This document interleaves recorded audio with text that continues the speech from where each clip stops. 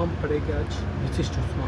विशिष्ट ऊष्मा का सूत्र होता है टी क्यू बराबर एम एस डी टी, जहाँ एम द्रव्यमान होता है और एस होता है विशिष्ट ऊष्मा और टी होता है टेम्परेचर। तो हम पढ़ेंगे आज विशिष्ट ऊष्मा एस। एस का मात्रक क्या है विशिष्ट ऊष्मा का? Calorie upon gram degree Celsius. बर्फ का विशिष्ट मान होता है 0.5 कैलोरी प्रति ग्राम डिग्री सेल्सियस। पानी का विशिष्ट मान होता है 1 कैलोरी प्रति ग्राम डिग्री सेल्सियस। वाष्प का होता है 0.47 कैलोरी प्रति ग्राम डिग्री सेल्सियस। अतः हम एस को लिख सकते हैं बराबर T Q upon M D T. यदि हम एम क्या होता है द्रव्यमान, अगर द्रव्यमान 1 ग्राम रखें और टेम्परेचर को 1 डिग्री सेल्सियस तक बढ़ाए तो हमारा जो विशिष्ट मान है वो आ जाएगा ऊष्मा के बराबर। मतलब जब हम 1 ग्राम पदार्थ का तापमान 1 डिग्री सेल्सियस बढ़ाते हैं तो जो आवश्यक ऊष्मा होती है उसे विशिष्ट ऊष्मा कहते हैं। फिर से बोलो, 1 ग्राम पदार्थ का तापमान हम 1 डिग्री सेल्सियस बढ़ाने के लिए जो आवश्यक ऊष्मा होती है वह हमारी विशिष्ट ऊष्मा कहलाती है। विशिष्ट ऊष्मा का सूत्र आपको पता है डी क्यू बराबर एम एस डी टी, और 1 ग्राम पदार्थ की ऊष्मा 1 डिग्री सेल्सियस बढ़ाने के लिए जो आवश्यक ऊष्मा होती है विशिष्ट ऊष्मा। यहाँ पर हम 1 डिग्री तापमान का अर्थ है 14.5। पानी का जो तापमान होता है वो हर 1 से 100 डिग्री के बीच में हर जगह बदलता रहता है, लेकिन एक जो टाइम रहता है 14.5 से 15.5 डिग्री सेल्सियस तक यह अपरिमित रहता है। इस 1 डिग्री सेल्सियस तापमान नियत रहता है तथा 1 डिग्री तापमान पर पानी का घनत्व नियत रहता है। 14.5 से 15.5 के बीच में पानी का घनत्व नियत रहेगा, यहाँ पर कुछ बदलेगा नहीं। दो निकाय होते हैं, समतापीय निकाय और उष्ण निकाय। समतापीय निकाय का मतलब है टेम्परेचर समान। टेम्परेचर समान होगा मतलब कांस्टेंट होगा तो टेम्परेचर का मान 0 रहेगा। अतः समतापीय और उसमें अवस्था परिवर्तन वाले निकाय होते हैं, जिसमें हम देख लेते हैं। आपको हम सूत्र क्या हुआ था, हमारा सूत्र था एम एस डी टी और एस बराबर आया था डी क्यू अपॉन एस बराबर आया था D Q upon M D T. तो हमारा जो टेम्परेचर हमने कांस्टेंट माना है, कांस्टेंट हुआ तो 0, तो एस बराबर हुआ D Q upon M into 0। अगर किसी भी संख्या में हम 0 का भाग देंगे तो उसका आंसर क्या आएगा? इन्फिनिटी आएगा। तो हम देख समझ सकते हैं कि समताप निकाय का डी टी मान टेम्परेचर परिवर्तन पर समताप निकाय इन्फिनिटी है, अर्थात विशिष्ट ऊष्मा का मान अनंत होगा समतापीय निकाय के लिए। निकाय रुद्धोष्ण निकाय के लिए क्या होगा? रुद्धोष्ण निकाय में ऊष्मा परिवर्तन है, अर्थात ऊष्मा कांस्टेंट रहती है। डी क्यू 0 रहेगा। हम वापस देख लेते हैं एस का मान क्या है? D Q upon M D T. रुद्धोष्ण प्रक्रम में ऊष्मा नियत रहती है, अच्छा डी क्यू 0 तो एस बराबर 0 upon M into D T. तो अगर किसी संख्या में 0 की संख्या का भाग देंगे तो क्या आएगा? 0। तो हम समझ सकते हैं कि रुद्धोष्ण निकाय में अगर ऊष्मा कांस्टेंट रहेगी तो ऊष्मा का आदान प्रदान ना होगा, होगा तो ऊष्मा विशिष्ट ऊष्मा का मान 0 आएगा। अतः रुद्धोष्ण प्रक्रम के 4 उदाहरण मैं आपको बताऊँगा। जिस भी वस्तु के आगे थर्मो लगता है वो रुद्धोष्ण निकाय के उदाहरण, थर्मोप्लास्ट, थर्मोकॉल, थर्मोस और थर्मोकॉल, ये रुद्धोष्ण निकाय के उदाहरण है। अतः विशिष्ट ऊष्मा में क्या होता है? टेम्परेचर परिवर्तन होता है, लेकिन इसमें अपने अवस्था परिवर्तन नहीं होता। अब आए हम गुप्त ऊष्मा। गुप्त ऊष्मा एल से शो करता है। गुप्त ऊष्मा में टेम्परेचर परिवर्तन होता है, अतः ऊष्मा होती है द्रव्यमान इंटू गुप्त ऊष्मा। गुप्त ऊष्मा का शेष मात्रक होता है कैलोरी प्रति ग्राम। कैलोरी प्रति ग्राम कैसे हम आपको बता देते हैं इसका क्या होता है। जब डी क्यू बराबर होता है एम एल बराबर होता है गुप्त ऊष्मा और गुप्त ऊष्मा बराबर टी पर एम। क्यू ऊष्मा का मात्रक क्या होता है? कैलोरी, और द्रव्यमान का क्या होता है? ग्राम, अर्थात कैलोरी प्रति ग्राम मात्रक होता है इसका। अगर हम बर्फ को पानी में बदलना है, गुप्त ऊष्मा का कार्य है अवस्था परिवर्तन करना। अगर अवस्था परिवर्तन हम करेंगे बर्फ का पानी में तो हमको कितना कैलोरी ग्राम और आवश्यक ऊष्मा चाहिए? 80 कैलोरी ग्राम प्रति आवश्यक ऊष्मा चाहिए। मतलब बर्फ को पानी में बदलने के लिए 80 कैलोरी प्रति ग्राम ऊष्मा चाहिए और पानी को वाष्प में बदलने के लिए 536 कैलोरी प्रति ग्राम, ये फिक्स आंकड़ा और लगभग हम उनको मानते हैं 540 कैलोरी प्रति ग्राम। समतापीय निकाय वही आपको बताया तो ऊष्मा इसमें नियत रहती है।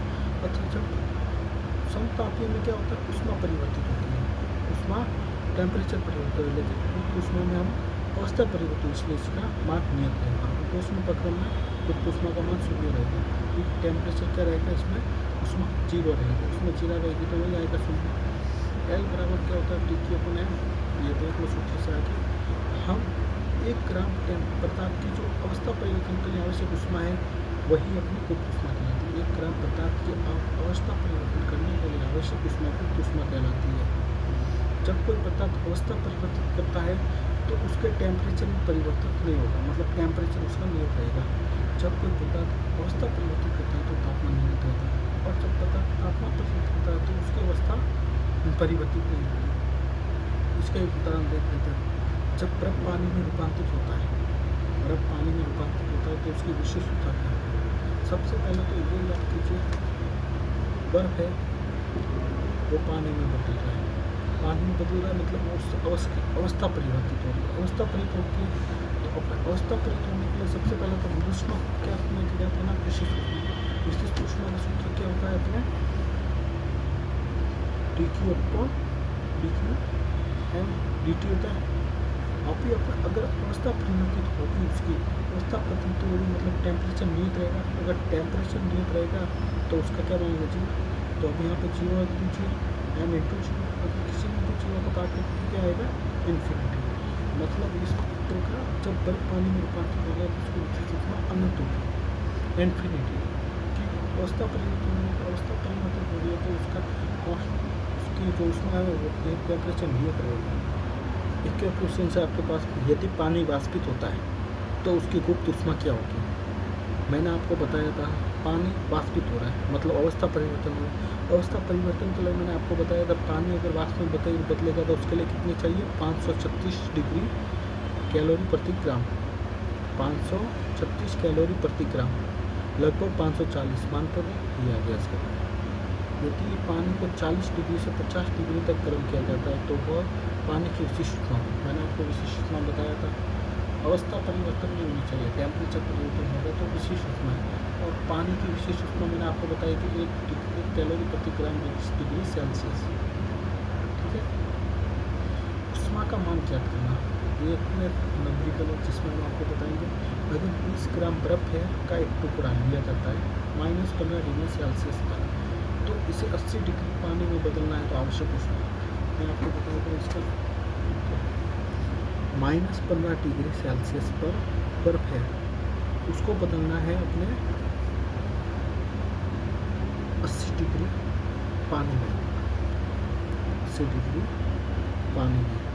तो हमको इसको बदलने के लिए अपना जो सबसे पहले बर्फ किस में बदलेगा, 0 डिग्री सेल्सियस बर्फ में, और फिर ये बदलेगा 0 डिग्री सेल्सियस पानी, फिर ये जाएगा 80 डिग्री तक पानी। इसमें दो कंडीशन है, बर्फ से बर्फ हो रहा है मतलब तापमान परिवर्तन, तापमान परिवर्तन मतलब विशिष्ट ऊष्मा का मान क्या, एम एस डी टी। बर्फ से पानी में बदल रहा है मतलब गुप्त ऊष्मा क्या है, एम एल। पानी से पानी हो रहा है, एम एस डी टी। सूत्र अपन को याद है गुप्त ऊष्मा और विशिष्ट ऊष्मा का।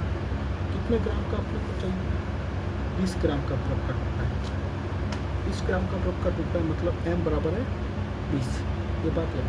तो m का मान क्या, 20। विशिष्ट ऊष्मा, बर्फ से बर्फ में बदलने के लिए अपनी विशिष्ट ऊष्मा पड़ेगी। अपनी विशिष्ट ऊष्मा क्या चाहिए, बर्फ की विशिष्ट ऊष्मा कितनी है, 0.5 क्या है विशिष्ट ऊष्मा।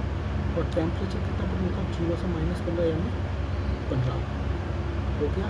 एम एल में कितना है, 20। बर्फ से पानी में बदलने के लिए कितनी वैसे ऊष्मा चाहिए, कितनी चाहिए बताओ, 80 डिग्री। एम क्या है, वापिस पानी का टेम्परेचर कितना होता है, विशिष्ट टेम्परेचर कितना है, 80। हम यहाँ से उठा देंगे, ये बच जाएगा 30, 305, 30, 1500, तो 1500, ये हो जाएगा 1600 और ये हो जाएगा 1600। 16 15 30 45 और